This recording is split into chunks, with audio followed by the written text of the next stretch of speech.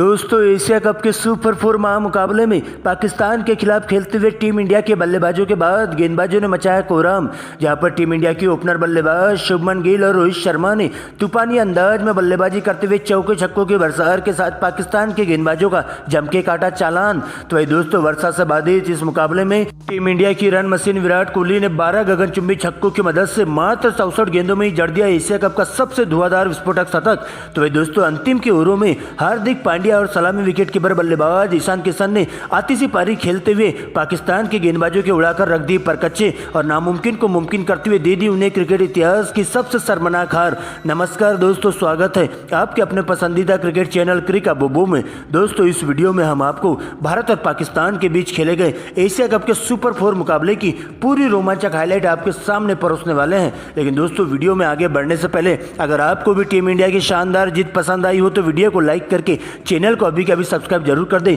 दरअसल दोस्तों आपको बता दें कि एशिया कप के सुपर 4 मुकाबले खेले जा रहे हैं, जहां पर दोस्तों एक बार फिर से भारत और पाकिस्तान के रूप में चिर प्रतिद्वंदी दो टीमें एक दूसरे के आमने सामने कोलंबो के आर प्रेमदासा स्टेडियम में खड़ी थी। जहां पर दोस्तों दोनों टीमें इस मुकाबले को हर हाल में जीतने के लिए पूरी तरह से कमर कस चुकी थी और इस मुकाबले को जीतकर सीधा सेमीफाइनल का टिकट पाना चाहती थी। दोस्तों इसके बाद दोपहर 2:30 बजे से मुकाबले में टॉस किया जाता है, सिक्का उछाला जाता है और सीधा पाकिस्तान के कप्तान बाबर आजम के पक्ष में जाकर सिक्का गिरता है। जहां पर बाबर आजम टॉस जीतकर पहले गेंदबाजी करने का फैसला करते तो वही दोस्तों टीम इंडिया को बल्लेबाजी करने का न्योता दिया जाता है। दोस्तों आपको बता दें कि इस मुकाबले के लिए दोनों टीमों ने अपनी प्लेइंग 11 में एक बदलाव किए थे। जहां पर दोस्तों पाकिस्तान की टीम में मोहम्मद नवाज के बदले फहीम अशरफ को खेलने का मौका दिया गया था। तो वही दोस्तों भारतीय पारी में एक बार फिर से श्रेयस अय्यर के बदले केएल राहुल को खेलने का मौका दिया गया था। दोस्तों इसके बाद 3 बजे से मुकाबले की शुरुआत होती है, जहां पर दोस्तों भारतीय पारी का आगाज करने के लिए टीम के दो धाकड़ ओपनर बल्लेबाज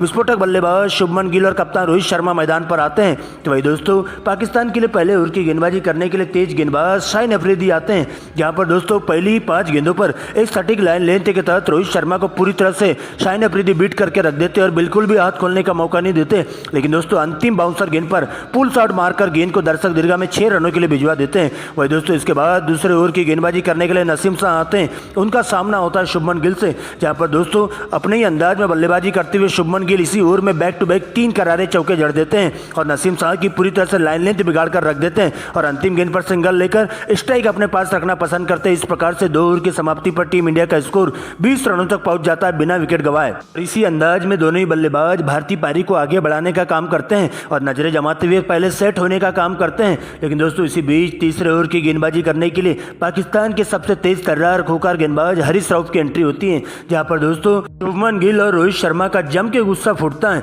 जहां पर दोस्तों हरीश राउफ को टारगेट करते हुए दोनों ही बल्लेबाजों के द्वारा 2 छक्के और 2 गगनचुंबी के साथ साथ 2 सिंगल की मदद से 22 रन कूट दिए जाते हैं। और इस प्रकार से दोस्तों इसी अंदाज में दोनों ही बल्लेबाज मिलकर ताबड़तोड़ अंदाज में बल्लेबाजी करते हुए चले जाते हैं। जहां पर दोस्तों शुरुआत में तो कछुए की चाल से पारी खेलते हुए जाते हैं, लेकिन दोस्तों बाद में जाकर के घेर बदलते हैं और अपनी अंदाज में बल्लेबाजी करना पसंद करते हैं। और इस प्रकार से अच्छी गेंदों को छोड़ते हुए खराब गेंदों पर बड़ा शॉट मारना चालू कर देते हैं और देखते देखते दोनों ही बल्लेबाजों के बीच में 6 ओवर की समाप्ति में ही 50 रनों की अटूट साझेदारी पूरी हो जाती है और इस प्रकार से दोनों ही बल्लेबाज अपने अपने अर्धशतक के काफी करीब पहुंच जाते हैं। लेकिन दोस्तों इसी बीच सबसे पहले 11वें ओवर की गेंदबाजी करने के लिए जहां पर शुभमन गिल अफरीदी को टारगेट करते हुए अंतिम की 4 गेंदों में बैक टू बैक 4 लगातार चौके जड़ देते हैं। इस प्रकार से देखते देखते शुभमन गिल मात्र 37 गेंदों में ही अपना 50 पूरा कर लेते हैं। तो वही दोस्तों 12वें ओवर में नसीम शाह को टारगेट करते हुए रोहित शर्मा भी एक गगनचुंबी छक्का और एक चौके की मदद से 10 रन कूट देते हैं। दोस्तों इसके बाद 13वें ओवर की गेंदबाजी करने के लिए स्पिन गेंदबाज शादाब खान आते हैं। जहां पर दोस्तों रोहित शर्मा अपना गुस्सा निकालते हुए शादाब खान को टारगेट करते हुए देखे जाते हैं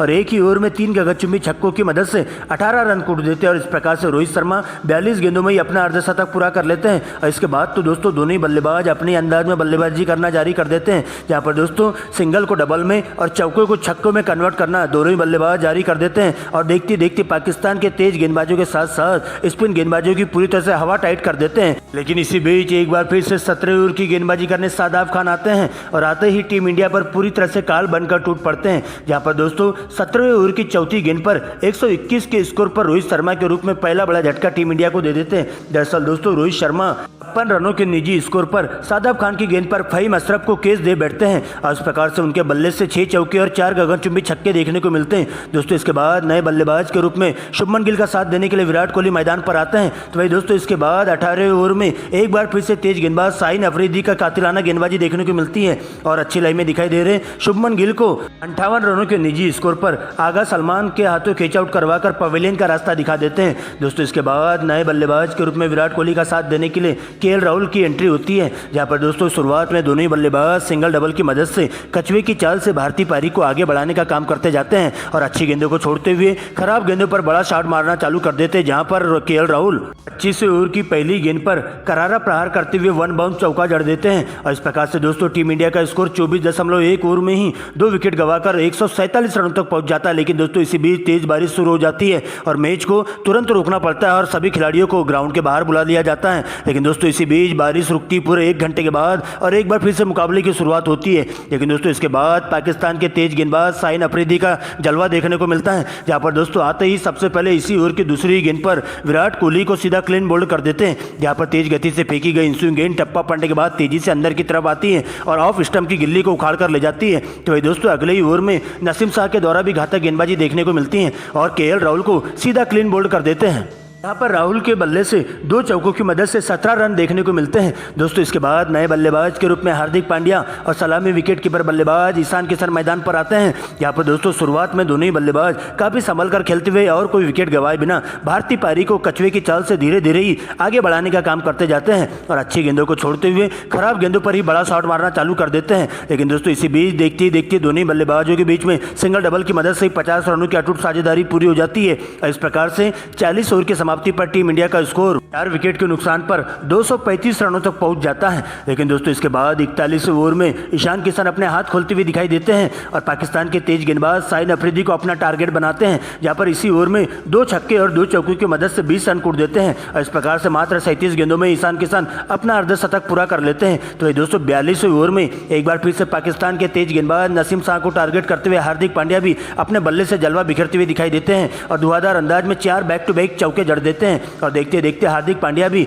54 गेंदों में अपना अर्धशतक पूरा कर लेते हैं। लेकिन दोस्तों अर्धशतक पूरा होते ही दोनों बल्लेबाजों का विकराल रूप देखने को मिलता है, जहां पर आती सी बल्लेबाजी दोनों ही बल्लेबाजों के द्वारा देखने को मिलती है और बॉल देखो और बॉल पहले वाला नियम अपनाते हुए दिखाई देते हैं और पाकिस्तान के तेज गेंदबाजों के साथ साथ स्पिन गेंदबाजों पर पूरी तरह से हावी हो जाते हैं। यहाँ पर 49वें ओवर में ईशान किशन का जलवा देखने को मिलता है और एक ही ओवर में 3 गगनचुंबी छक्के और 1 चौके की मदद से 22 रन शाहीन अफरीदी को कूट देते हैं। तो भाई दोस्तों 50वें ओवर में हरीश राव को टारगेट करते हुए हार्दिक पांड्या भी 3 लगातार चौके और 2 डबल की मदद से 16 रन कूट देते हैं और इस प्रकार से 50 ओवर की समाप्ति पर टीम इंडिया 4 विकेट गंवाकर स्कोर बोर्ड पर 340 रन बना लेती है और इस मुकाबले में पाकिस्तान की टीम को जीत हासिल करने के लिए 341 रनों का विशाल टारगेट दे दिया जाता है, जहां पर ईशान किशन 90 रन तो वही दोस्तों हार्दिक पांड्या 84 रन बनाकर नाबाद लौट जाते हैं। दोस्तों इसके बाद पाकिस्तान की पारी का आगाज करने के लिए टीम के 2 धाकड़ ओपनर बल्लेबाज इमाम उलग और फखर जमान मैदान पर आते हैं, जिनके कंधों पर टीम को ठोस शुरुआत देने की जिम्मेदारी होती है। तो दोस्तों टीम इंडिया के लिए पहले ओवर की गेंदबाजी करने के लिए टीम इंडिया के विकेट टेकर तेज गेंदबाज जसप्रीत बुमराह आते हैं, जहां पर आते ही अपनी घातक गेंदबाजी से पाकिस्तान के बल्लेबाजों को पूरी तरह से धराशायी करते हुए दिखाई देते हैं। जहां पर दोस्तों बाएं हाथ के विस्फोटक बल्लेबाज इमाम उलग को पहली गेंद पर विराट कोहली के द्वारा शानदार कैच की मदद से पवेलियन का रास्ता दिखा देते हैं, जो कि बिना खाता खोले ही आउट होकर पवेलियन का रास्ता नाप लेते हैं। तो वे दोस्तों इसी ओवर की अंतिम गेंद पर फखर जमान को भी एक ललचाई हुई गेंद पटकते हैं, जो कि दोस्तों लालच में आ जाते हैं और बड़ा शॉट खेलने के चक्कर में कप्तान रोहित शर्मा के पास बाउंड्री पर कैच आउट हो जाते हैं और इस प्रकार से जसप्रीत बुमराह एक ही ओवर में पाकिस्तान की दोनों ही ओपनर बल्लेबाजों को आउट कर पूरी तरह से मुश्किल में डाल देते हैं और एक ही ओवर में 2 विकेट लेकर बुमराह का यह ओवर मेडन जाता है। लेकिन दोस्तों इसके बाद 2 नए बल्लेबाजों के रूप में कप्तान बाबर आजम और उनका साथ देने के लिए विकेट कीपर बल्लेबाज मोहम्मद रिजवान की एंट्री होती है, जहां पर दोस्तों दूसरे ओवर की गेंदबाजी करने के लिए टीम इंडिया के तेज गेंदबाज हार्दिक पांड्या मैदान पर आते हैं, जहां पर दोस्तों शुरुआत की 4 गेंदों में हार्दिक पांड्या एक सटीक लाइन लेंथ के साथ गेंदबाजी करते हुए बाबर आजम को बिल्कुल भी हाथ खोलने का मौका नहीं देते हैं। लेकिन दोस्तों इसी बीच अंतिम की 2 फुलटॉस गेंद पर 2 करारे चौके बाबर आजम के द्वारा जड़ दिए जाते हैं और इस प्रकार से हार्दिक पांड्या के इस ओवर में 8 रन कूट देते हैं। दोस्तों इसके बाद तो दोनों ही बल्लेबाजों के द्वारा काफी सूझबूझ भरी बल्लेबाजी का नजारा पेश किया जाता है, जहां पर दोनों ही बल्लेबाज अच्छी गेंदों को छोड़ते हुए खराब गेंदों पर बड़ा शॉट मारना चालू कर देते हैं और लगातार स्ट्राइक रोटेट करते हुए पाकिस्तान की पारी को आगे बढ़ाने का काम करते जाते हैं। और देखते देखते दोनों ही बल्लेबाजों के बीच में 57 गेंदों में 50 रनों की अटूट साझेदारी पूरी हो जाती है और इस प्रकार से 10 ओवर की समाप्ति पर पाकिस्तान का स्कोर 2 विकेट के नुकसान पर 80 रनों के पास पहुंच जाता है। लेकिन दोस्तों इसी बीच 11वें ओवर में सर जडेजा को टारगेट करते हुए दोनों ही बल्लेबाज 2 छक्के और 2 चौकों की मदद से अपना अपना अर्धशतक पूरा कर लेते हैं। लेकिन दोस्तों इसके बाद कप्तान रोहित शर्मा इस पार्टनरशिप को तोड़ने के लिए एक बार फिर से टीम इंडिया के मीडियम तेज गेंदबाज लॉर्ड शार्दुल ठाकुर के पास जाते हैं, जहां पर आते ही अपनी तेज गेंदबाजी से पाकिस्तान के बल्लेबाजों को पूरी तरह से धाराशायी करते हुए दिखाई देते हैं और एक ही ओवर में 2 विकेट लेकर पाकिस्तान को पूरी तरह से बैकफुट पर ढकेल देते हैं। जहां पर दोस्तों 13वें ओवर की पहली गेंद पर शार्दुल ठाकुर अच्छी लाइन में दिखाई दे रहे कप्तान बाबर आजम को क्लीन बोल्ड कर देते हैं,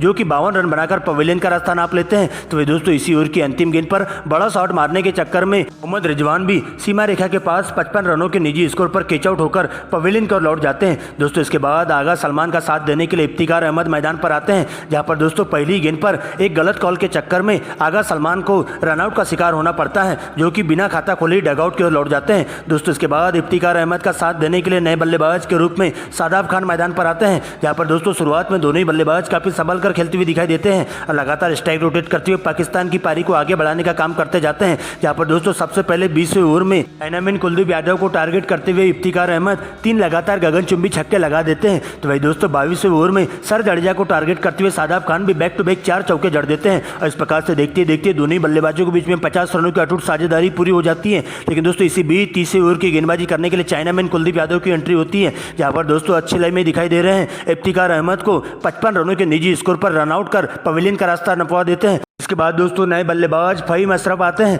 लेकिन दोस्तों इसके बाद 40वें ओवर में सर जडेजा के द्वारा घातक गेंदबाजी का नजारा पेश किया जाता है, जहां पर दोस्तों अच्छी लाइन में दिखाई दे रहे शादाब खान को एलबीडब्ल्यू आउट कर देते, जो कि 28 रन बनाकर पवेलियन की ओर लौट जाते हैं। वही दोस्तों इसके बाद इसी ओवर की अंतिम की 3 गेंदों में लगातार 3 विकेट लेकर बाकी के बल्लेबाजों को आउट कर पाकिस्तान का सुपड़ा साफ कर देते हैं और इस प्रकार से पाकिस्तान के बल्लेबाज सस्ते में अपना विकेट गंवाते हुए चले जाते हैं और एक के बाद एक ताश के पत्तों की तरह ढहती हुई चली जाती है और इस प्रकार से पाकिस्तान की पूरी पारी 40 ओवर की समाप्ति पर ही 200 रनों पर ऑल आउट हो जाती है। और इस तरह से टीम इंडिया एशिया कप के सुपर 4 मुकाबले में पाकिस्तान को पूरी तरह से निस्तेनाबूद करते हुए वर्षा से बाधित इस मैच में 141 रनों के बड़े मार्जिन से जीत हासिल कर लेती है और टीम इंडिया इस एशिया कप के सुपर 4 मुकाबले को जीतकर अब अपना सेमीफाइनल का टिकट भी पक्का कर लेती है।